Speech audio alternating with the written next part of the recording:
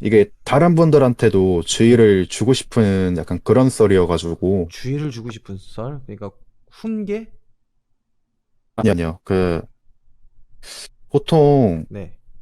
이제 뭐 흉가 체험하거나 뭐 폐가나 아, 뭐 이런 데 가시거나 이제 뭐 담력 체험한다던가 뭐 음. 그런 체험 쪽으로 좋아하시는 분들한테는 제가 꼭 이거는 좀 지켜주셨으면 좋겠다는 음. 그런 이야기인데. 그럼 제목을 담력 훈련, 아니, 그러니까 흉가 체험 꼰대. 아니요, 아니요, 아니요. 아, 제 그러니까 장난이에요. 바로. 아, 그나저나 반지 주소 왔나요?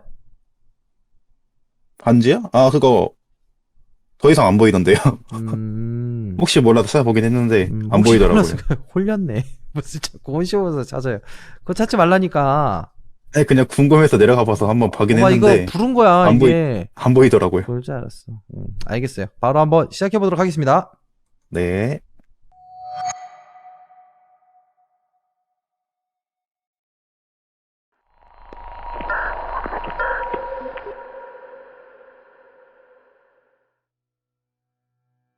제가 한 2개월 전에 있었던 일입니다. 그때는 제가 배달 일을 하고 있었고, 그 배달 대행 사무실도 좀 규모가 컸어요. 나이 연령대도 되게 다양했어요. 뭐, 고등학교 1학년 동생부터 시작해가지고, 뭐, 고등학교 3학년 친구들도 있었고, 뭐, 나이 많은 걸로 따지면은 한 40대, 50대 아저씨 분들도 계셔갔어가지고, 근데 이제 그때는 제가 동생들하고 이제 막 이렇게 챙겨주기 시작한 때였어가지고 고등학교 1학년, 3학년 애들 이렇게 막 오면은 뭐 일은 이렇게 하는 거고 뭐 상점 위치는 대충 이렇게 보면 되고 이런 식으로 해서 이런저런 그냥 방법 다 알려주고 그 중에서 제가 좀 좋아하던 동생이 있었는데 그러니까 얘가 일을 좀 잘했어요. 일을 엄청 잘하기도 하고 뭐 센스도 있고 해서 근데 걔가 다른 거는 다 괜찮았는데 얘가 좀 상당히 또라이예요. 그러니까 하는 게 좀 또라이인데, 그러니까 예를 들면은 뭐 음식 시킨 손님이 만약에 그게 단독 주택이다, 대문이 잠겨 있다 그러면은 그냥 한 5분 기다려보고 그냥 담장 너머로 음식 던진 다음에 가는 놈이에요. 그냥 그 정도로 미친 놈이어가지고.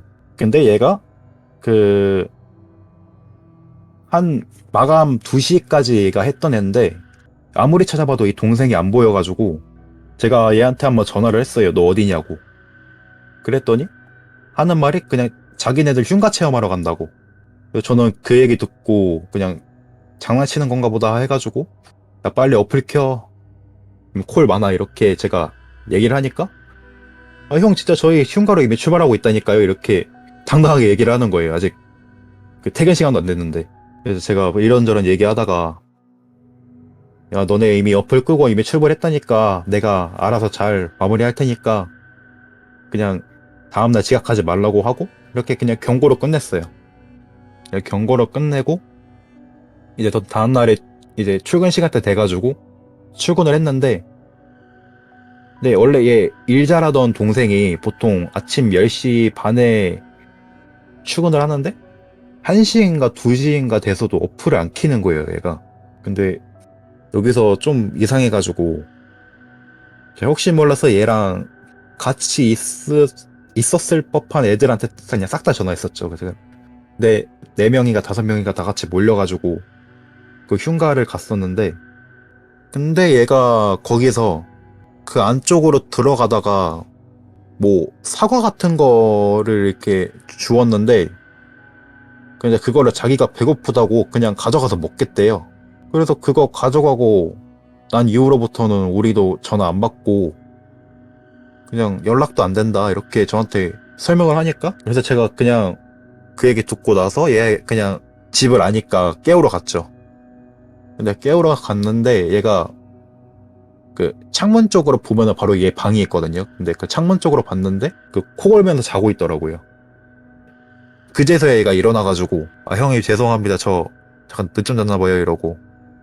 그래서 저도 그냥 알았으니까 예, 지금 출근하라고 콜 많이 빌렸다고 하고 저는 이제 다시 사무실로 이제 도착해가지고 다른 사람들 일 잘하고 있네 이렇게 딱 관리자 어플로 본 다음에 뭐 배달 넣어줄 거 넣어주고 근데 이 일 잘하던 동생이 근데 그날따라 좀 얘가 좀 이상했어요. 그러니까 상태가 이상했는데, 그러니까 뭐 원래대로라면 뭐 A 지점에서 B 지점으로 이제 더 빨리 가려면은 그냥 이렇게 직진으로 해서 가면 되는 건데, 얘가 자꾸 막 다른 데를 막 들렸다가 이렇게 가는 것처럼 막 이렇게 막 지그재그로 왔다 갔다 하는 거예요. 그래서 얘 뭐 하는 놈이지? 그래가지고 다시 한번 전화해봤는데 얘 전화를 안 받아요.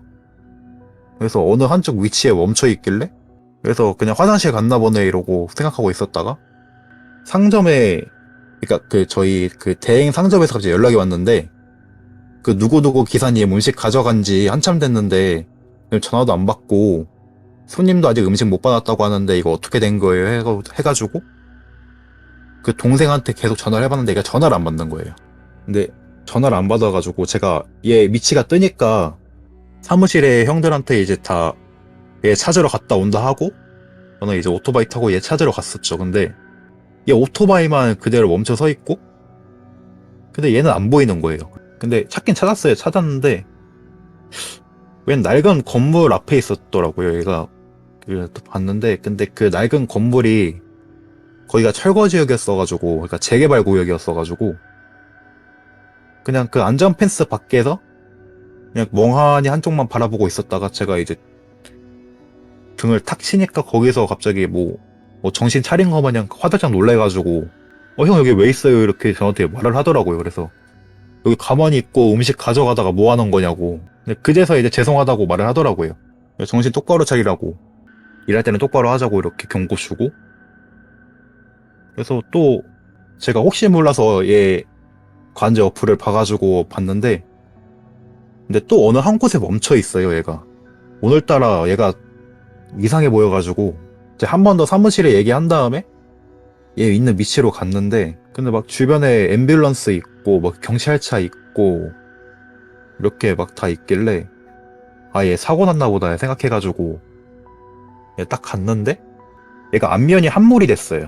어떻게 사고가 났는지 모르겠는데 오토바이는 진짜 완전 완전 박살이 나 있고, 차도 보니까 막 뒤에 후미 쪽이 완전히 다 찌그러져 있는 상태에서 얘는 얼굴이 함몰돼 있는 거예요.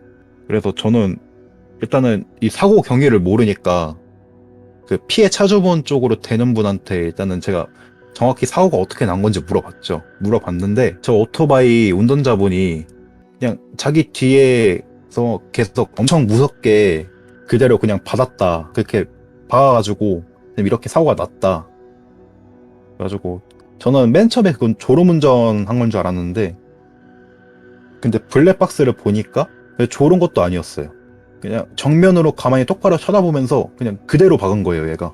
근데 이상하잖아요. 보통 이렇게 사고가 났으면 졸음운전 했다던가 그렇게 사고가 났으면 정상인데, 근데 어떤 미친놈이 진짜 죽을 생각을 안 하고서야 정면으로 눈 똑바로 뜨면서 그렇게 박았을까? 저는 그게 되게 궁금했어가지고.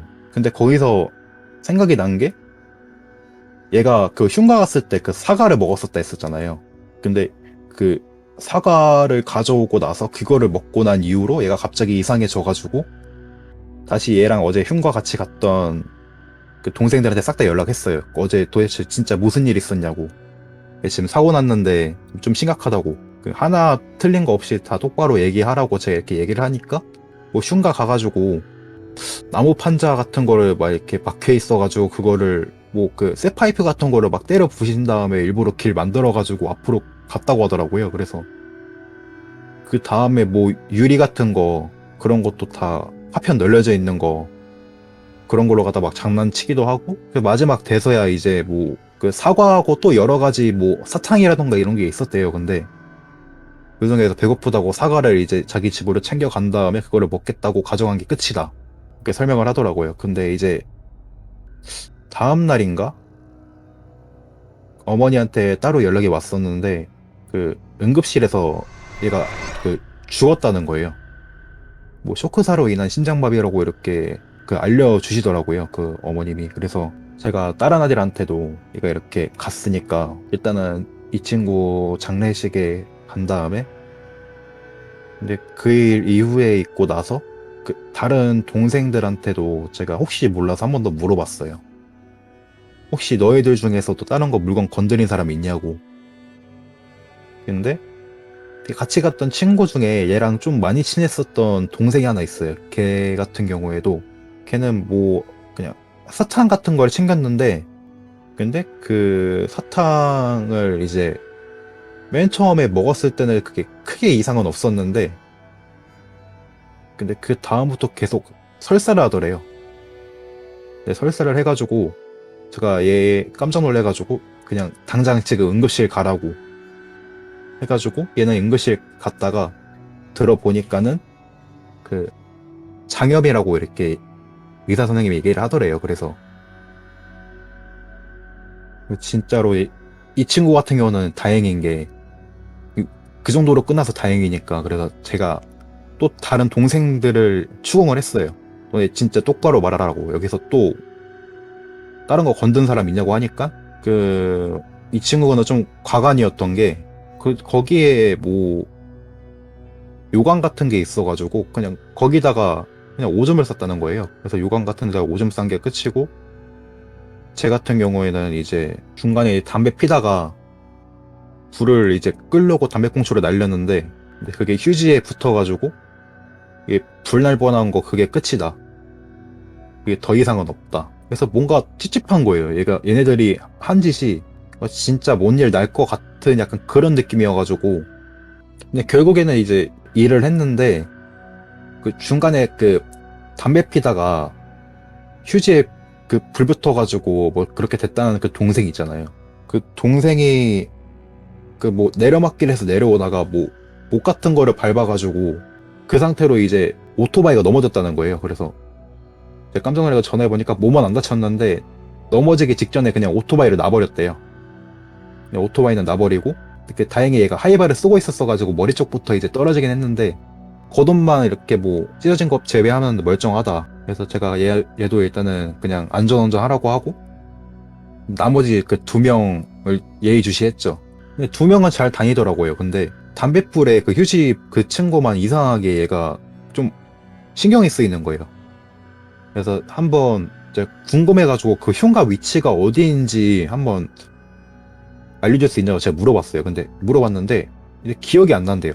그냥 길 가다가 그 죽은 동생이 우연히 이제 막 가다가 좀 흉가처럼 보이는 곳으로 이제 발견해가지고 그쪽으로 소개시켜줘서 우리들도 같이 들어간 건데, 그 정확한 흉가 위치는 모르겠고 그냥 또 어디 있는지도 딱히 알고 싶지도 않다 이렇게 얘기를 하더라고요. 그래서 진짜로 뭔 일 생길 것 같아가지고 미치겠는데 어떻게 방법이 없는 거예요. 근데 또 그 담뱃불 붙였었던 그 동생이 또 연락이 안 되는 거예요. 갑자기 다음 날인가 얘가 갑자기 그 휴대폰이 주머니에서 빠져가지고 그 차가 밟고 가서 완전히 박살이 났다는 거예요. 그래서 그 휴대폰 급하게 하나 그 중고로 마련해가지고 이렇게 해서 지금 다시 연락한 거다. 그래서 또 그날 이후로 뭐 이상한 일 없었냐. 근데 얘가 하는 말이 그 배달할 때부터 이제 엘리베이터 탈 때마다 계속 환청이 들린다는 거예요. 뭐 여자 목소리인지 남자 목소리인지도 모르겠고 약간 기계음처럼 환청이 들린다고 하더라고요. 그날 이후로. 그냥 그 얘기 듣고 나서 진짜 얘한테 뭔 일 있을까봐 다시 한번 형들한테 얘 일주일 동안 한 번씩 쉬게 해달라고, 얘 진짜 뭔 일 일어날 것 같다고 그랬는데 형들이 갑자기 저보고 그딴 식으로 할 거면 팀장을 그만두라는 거예요. 그래가지고 저도 거기서 너무 화나가지고 이제 그 친구 오토바이를 제가 일부러 다른 데다 숨겨놨어요. 그러니까 얘 오토바이가 원래 여기 앞에 있었는데 누가 훔쳐 가가지고 지금 경찰에 신고한 상태다. 근데 이걸 찾을 때까지 얘 일을 못하는 상태다. 이렇게 해가지고 제가 작업을 쳐놓은 상태였었어요. 괜히 또 일했다가 어떤 일 있을지 모르니까. 그래가지고 그렇게 해가지고 2주 뒤쯤이었나? 얘가 갑자기 뭐 코로나 확진에 걸렸다 해가지고 계속 집에만 짱박혀 있었는데 어떻게 코로나가 걸리네 했는데, 알고 보니까 얘 어머니한테 들었는데 새벽마다 어디를 나갔다가 계속 나갔다 들어오고 나갔다 들어오고 그거를 반복했었대요. 근데 그 이후로 계속 막 열에 시달리고 막 기침도 계속 하다가 도저히 안 되겠어가지고 얘네 어머님이 얘를 막 끌고 가가지고 코로나 검사를 했는데 근데 양성 판정이 나왔대요. 양성 판정이 나와가지고 그래서 얘는 일단 격리 조치되고 그 이후에 이제 그더 이상 연락이 안 되는 상태고 그 사과를 먹었었던 그 동생 같은 경우에는 아직까지는 이제 얘가 왜 그런 행동을 했는지 아직까지도 의문이 남는 약간 그런 이야기였습니다. 그러면 그 뭐지? 네, 사과하고 그 다음에 사탕하고 그 다음에 오줌 싸네. 네. 아, 근데 사탕 먹은 친구는 이상하게 네. 그 장염 생기고 난 이후로부터는 별일은 없었고 그리고 이제 그 오줌 싼 친구도 별일은 없었어요. 아니, 근데 왜냐면 다만 오줌 싼 네, 거는요, 어떻게 보면 네. 흉가에서 여러분들이 잘 모르실 수도 있는데, 비방이에요, 비방. 귀신 붙지 말라고. 아 그런 의미였어요? 예, 예, 오줌 싸는 게, 흉가 가서 오줌 싸는 거는 비방이에요. 귀신도 오지 말라고. 아, 그래서 흉가 들어가기 전에 흉가 근처에다가 오줌을 싸거나 아니면 귀신들에 대한 있을 때 개똥 바르거나 개오줌을 뿌리거나 아니면 오줌을 싸요. 여러분들 잘 모르시겠지만은 그게 비방이고요. 근데 사과나 야채가 과일 같은 거는 그 약간 제사 음식이잖아요. 예, 그쵸. 예, 그러니까 과일 같은 건 제사 음식이기 때문에 진짜 그 함부로 건들면 안 돼요. 남의 제사상의 음식을 건드는 거기 때문에 그거를 먹어서 화가 난 게 아니었을까. 그리고 사과 제가 대, 먹은 거는 진짜 이해가 안 되는데 이런 얘기를 왜 하냐면은 제사상을 차렸다는 거는 그만큼 거기에 뭔가를 있다라는 걸 느끼고 그 사람들이 거기다 깔아놓은 거거든. 근데 그거를 왜 사과를 먹는지 그거 이해 안 되는데 그리고 그 사람 지금 잘못됐다고 하니까 진짜 굉장히 열받는 게 귀신 때문에 사람이 죽는다고 하니까 더 열받는 거야 그게. 아무리 그 사람이 사과를 먹어가지고 실수를 했다고 치더라도 이게 사과 먹었다고 해서 사람을 죽이면 어? 그게 말이야 막걸리야. 그 귀신은 그러면 돼요 안 돼요? 안 되죠. 그죠?